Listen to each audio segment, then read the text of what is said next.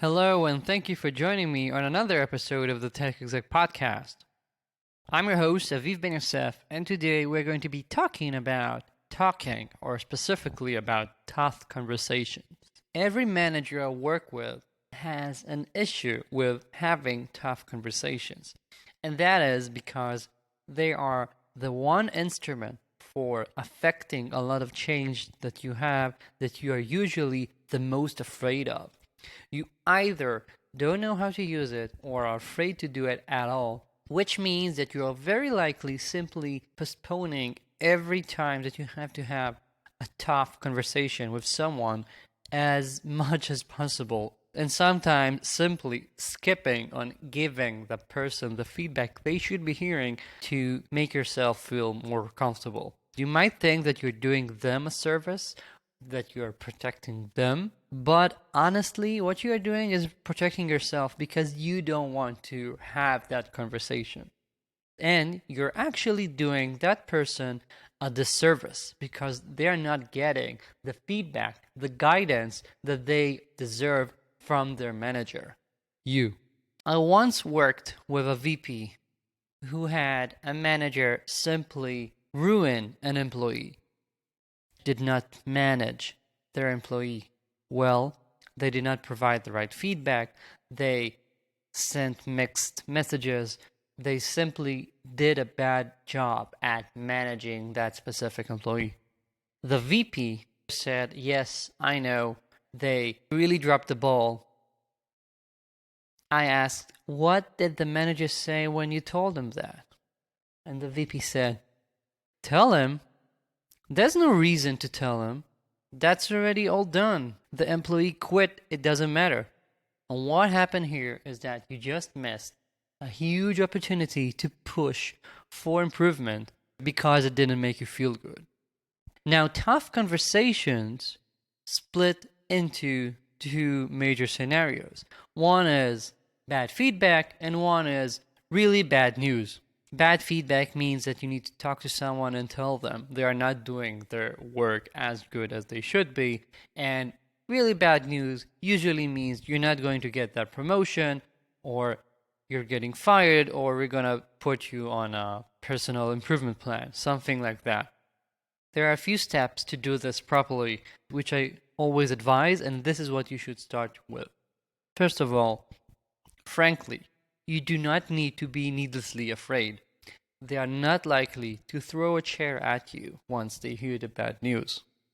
So don't let your lizard brain go all over the place and imagine the worst impossible scenarios. Assess the risks going in. What really is likely to happen?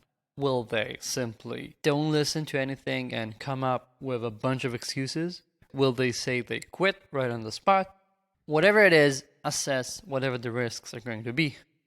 Next, think of your preventive measures and your contingencies. Once you have the risks laid out, think if there's anything you can do to prevent some of them from happening if they are costly risks. For example, you might decide that you want to provide that person an opportunity to give you a new assessment of something they did before you come over and tell them it is not good. Or that you decide to talk to one of that person's colleagues in order to hear what they have to say about, for example, their work with interfaces, in order to hear their opinions before you come and have that tough conversation.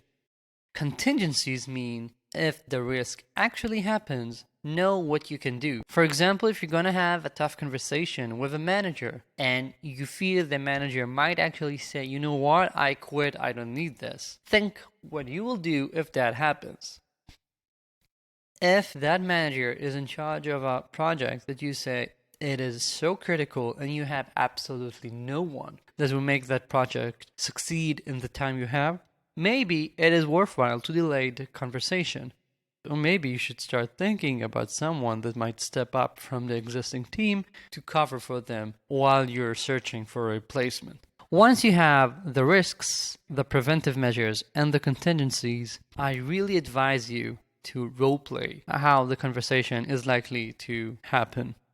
I know this might sound weird, but I've done this with a bunch of clients, and Whether you need to fire someone, give someone bad feedback, make a big change in your organization, it really helps because it makes you be more aware of the way you are expressing yourself so that you do not accidentally say something you do not really mean or something that can be understood as offensive. And also, especially when it comes to letting people go, there are sometimes very specific things you have to say or not say given your specific legal situation.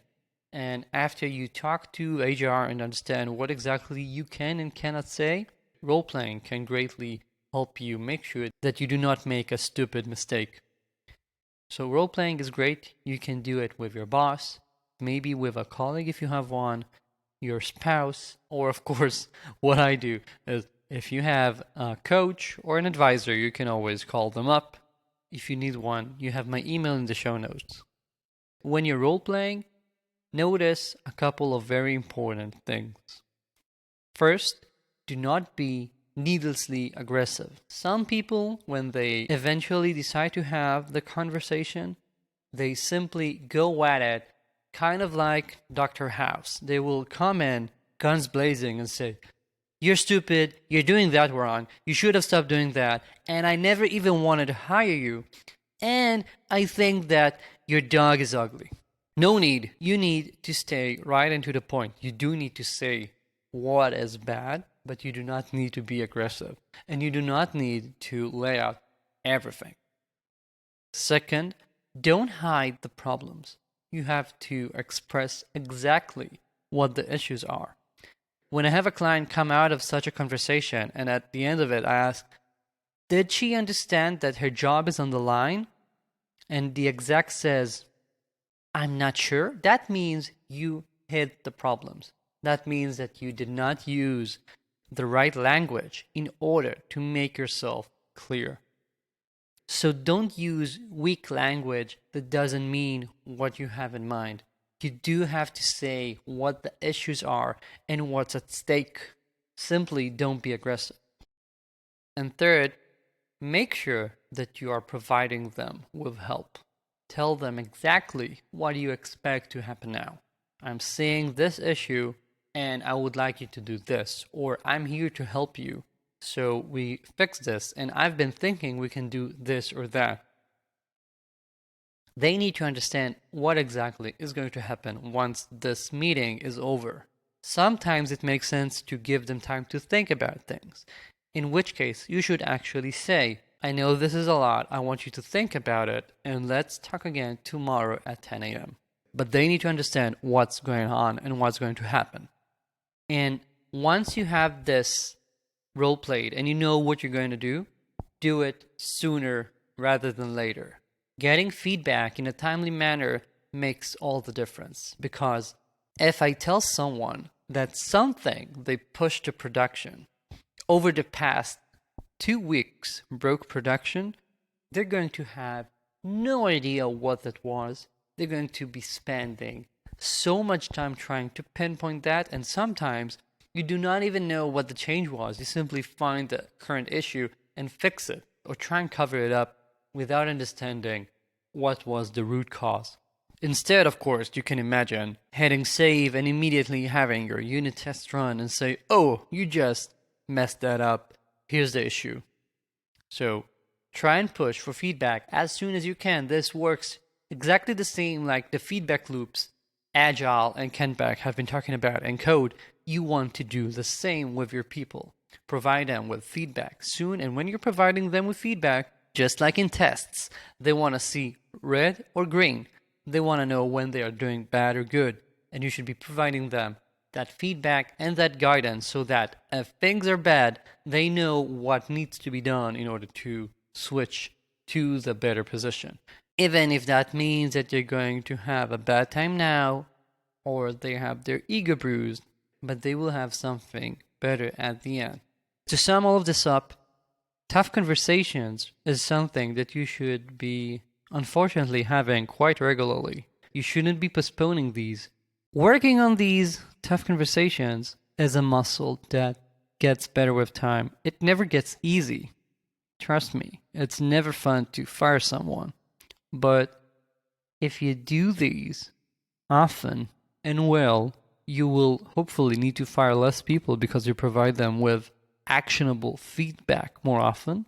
And once you have enough of these, people actually get kind of addicted to it because it can be amazing to get good, honest feedback from your manager. It's not something that you can get at every workplace.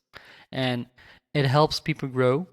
And there's a reason people are talking about radical candor so much these days. It is a great tool for a manager and especially for a leader, and you need to have it in your toolset.